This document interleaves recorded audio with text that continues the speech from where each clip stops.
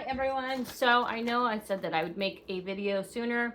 However, I kind of have been under the weather for the past few days. So I did make a little bit of a notes.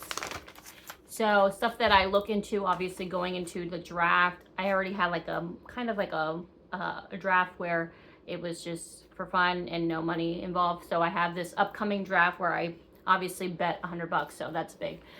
If you're new to my channel, I did make it my second year playing fantasy draft. I did make it to second place. I went all the way, and then obviously second place doesn't get anything, so kind of sucked then. But I'm hoping this year around I do better. A couple things that I look into when I pick people up is where they fall to me, number one. Number two, is it a reach? Because for me, it's hard to like figure out what do I need, what's the priority. And I feel like now this is my third year going into it, that stuff that I made mistakes my second year and my first year, I try not to redo into this year. So last year I had Christian McCaffrey, who was great, carried my whole team. I did lack kind of in the wide receiver range. However, AJ Brown kind of pulled most of the weight. So obviously this is a PPR, so a lot of people try to go for receivers if you're, high end on the receivers. However, running backs are hard to come by to pick up later in the round, so it's kind of like you kind of don't know what to do. Double-edged sword. If you pick one versus the other, then you go into a later round where you fall and end up having not that many options. So a couple things that I looked into previous years that I looked into this year is obviously number one, offensive line for me makes a big difference for running backs, wide receivers, because if you don't have an offensive line, and I'm sure everybody's aware of this, you're really not gonna get anywhere at this point, because A, for a wide receiver to do well, you need to have time in the pocket to throw. B, if you don't have a good offensive line, you're not really gonna get a running game. So stuff that I looked into this season, best offensive line. So Lions, Eagles, Colts, Browns, Jets, Falcons, Chiefs, Bills, Steelers, Cowboys, Bears. That's awesome.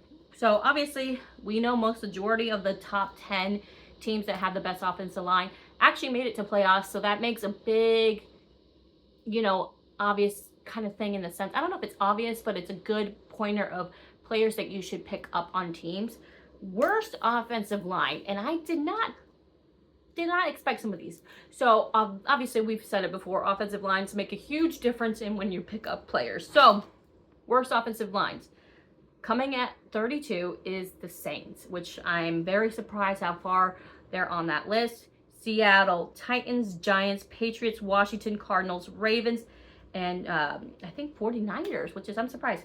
So seeing where this trend falls, there's a huge concerns where I will want to pick any of these players, because at this point it doesn't matter how great of a receiver you are. Some do amazing job no matter how bad whatever the team is. However, it's very difficult for wide receivers and running backs to do well in these kind of teams. So I'm gonna probably refrain from picking any of these top bottom teams if necessary, if at all, like avoid it. So obviously these teams actually were probably on the aspect of a higher draft pick last year, especially considering, the Titans, the Giants, the Patriots, Washington, bottom 5 there already. The top 5 worst and the bottom ranked. So obviously those kind of teams, I'm gonna try to refrain from picking up anybody at this point. Knowing that as well, the other teams that I'm going to avoid picking up is teams that kind of spread the ball evenly and don't have a not a single target. I don't want to be like, oh, I want someone that's going to get all the targets, which is great in fantasy. However, it's kind of hard because there's not that many teams, obviously. I talked to people who are Green Bay fans, and I was like, when I think about Green Bay, one of those teams, and I'm sure there's multiple teams that are like this, I'm like, is there a one-person receiver who I think is a starter and that is the go-to guy? And honestly, this last year, I didn't see, some say Watson was great, but I'm like, they all kind of spread the ball evenly. So my concern is that point is, do I pick up any receivers from Green Bay? That's going to be a little bit on the harder side, depends where I fall into the draft.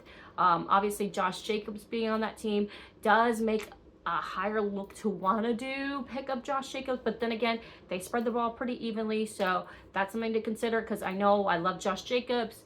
Josh Jacobs is great. He knows how to catch, he knows how to run, so that team is going to be beneficial to have him. However, I'm a little hesitant to pick him early, Josh Jacobs, on the early rounds. So other teams that I think are difficult to pick up players, obviously the teams that are higher up in the offensive line, and offensive line people that I think are harder. I feel like it's hard because a lot of these teams have really great quarterbacks. Oh, that's another thing I look into, is quarterback situations. Do they have a really good quarterback? Do they have a solid quarterback where they've played years?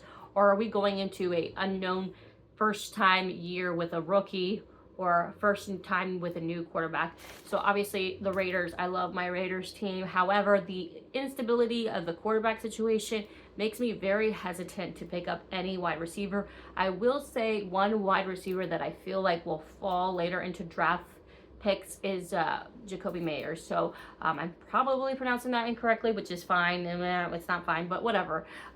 It is probably one of the people that I would look into picking up if you can, because he's just great. I feel he runs routes really great. He has really great hands, and I think he has blossomed with any quarterback we put him with. So I think that's a solid. I mean, I'm really kind of concerned with Davante Adams. Like, yes, Davante Adams had 1,000 yards catching. However, he took a little bit of a while to start getting warmed up and catching and doing well. So I'm wondering if that was because of lack of preseason, or if it's a lack of, Jimmy Garoppolo. However, this year we do have two better quarterbacks in comparison, so that's an upside. Other teams, I'm not going to pick up any divisional rivals. I'm going to avoid that like the plague. I hate picking up any division rivals. It's going to be tough because a lot of players that, fall towards the end of, or towards wherever you fall, might be the best players. I don't think Travis Kelce is going to have another great year. I mean, I don't think he was that top 5, top 2. I mean, he could have been. I just don't think he was that on the list of people that I thought was better to be picking up in the later rounds.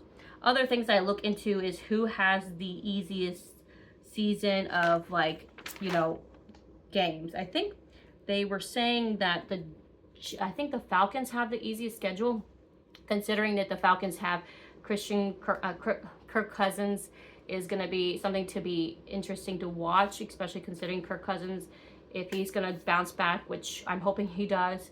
Obviously, having a really bad tear in your knee is not going to be an easy jump to come back into, and especially in a different team. So I think he's going to do pretty well for the most part, especially considering his division is not that difficult. So people on that team specifically, obviously, you want to look for Pitts, Drake London for sure. Drake London's going to probably have a really great year.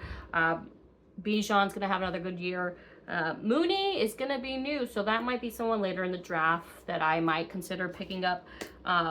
What else? I think it's just hard to say. One person that I love and I feel like has been consistent for the years that I've been playing fantasy has been my favorite tight end. Low-key, I think underrated, is Njoku. Njoku has been consistent for me, and I feel like if he falls in the later rounds, I'm hoping that I pick him up and nobody else does. So it's hard to say. Like I said, it depends on where you fall into the draft. I feel like people who are in the middle, which is the worst, I think I'd rather be either the first 3, first 5, or the last 3 or 4, because if you're in the middle, it kind of takes so long for for you to come back and pick, and by the time you pick, it's like you're looking at medium best picks. So if you're in the middle of the draft, you're going to have to be very conscious with your first round pick. So it's going to be tough. I'm hoping I don't fall in the middle, because that's going to be really hard for me. But like I said, these are just some tips. I do think my biggest interest and concern with certain teams, especially considering, some people got new players that may benefit and may drop fantasy value to other players. So like, for example, Saquon Barkley going to the, Eagles. Will Saquon take away from Jalen Hurts' ability to put points up for PPR? They are going to be a great team regardless. If you're an Eagles fan, great. You have something to look forward to. But if you're looking into fantasy, it's kind of hard to say whether you want to pick up, any of the 2 players early on in your draft, because of the fact that they might diminish each other's, you know, ability to score, because Jalen Hurts likes to score himself, as well as, you know, Saquon's going to be a great, you know, steal in the sense of he's going to have the ability to do the same. I'm hoping for people who do have the ability to draft either or, I'm hoping it's kind of like a Christian McCaffrey where you're going to benefit because, you know, he's going to, instead of having Saquon run a touchdown, he's going to throw it. He's going to throw it, and that's going to be 6 points for you and 6 points for the person who picked up Saquon. So that's what I'm hoping that whoever picks those two up would benefit from. Other people that I'm looking into that I'm kind of like I said, Josh Jacobs is a little bit on the hesitant side of how much involvement he'll be in Green Bay, solely dependent on that. It's going to be interesting to see. Obviously, another running back is Alvin Kamara. I've already talked about offensive lines, how terrible they are. The good part of being a terrible offensive line is your quarterback's probably going to dump it down to the running back most of the time, especially with Alvin Kamara being a catcher. That's going to be a benefit in PPR because even if they don't get any yards, a point is a point just for a catch. So there's that benefit too. However, you're not probably going to get a lot of running touchdowns as much as hopefully you do, because that offensive line sucks. So who else do I think is kind of like concerned for someone I would want to watch and look into? Joe Mixon is going to be nice because that Texan team is going to be so nice. I think that's another team where I'm looking at wide receivers and I'm kind of hesitant to pick up people because there's so many of them. And Stroud is great and amazing. I think all of them will benefit. However, they're going to probably spread the ball pretty evenly. So Stephon Diggs, Nico Collins, probably your first two. Whether or not, you know, you pick up anybody else is going to be kind of hesitant to do so. So it's hard to say. Tell me what you think and how your plans are to go into this draft season. And tell me, you know, any kind of suggestions, anything that I need to look into that maybe I didn't mention, or teams that I should be like looking on to, like players, especially because rookies, I'm not a really like college fan person. So anybody that you think college will stand out. Do I think Bowers is going to be great on our team? I think he's going to be great in the sense of a player. However, we do have two tight ends that are great. So I don't think the other one's going to, like, you know, go down without a fight. So it's kind of hard to say if I want to pick up Bowers early or even in my draft. It's going to depend where he falls.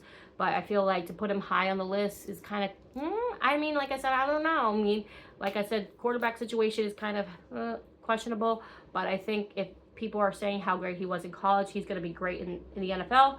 That's something to take in consideration. I'm just hesitant with Raider players because I've been burnt before and I don't like to be burnt by my own team. So it's hard to pick up my own team players because if I'm watching them and, you know, they do terrible, I'm just double angry. I'm not in the mood. So that being said, I love my team, but I don't know if I want to deal with the toxicity of picking up any of my players unless they fall to me in a round where I can't say no. So tell me what your thoughts are and what do you like to do in your draft. Bye. Have a good week.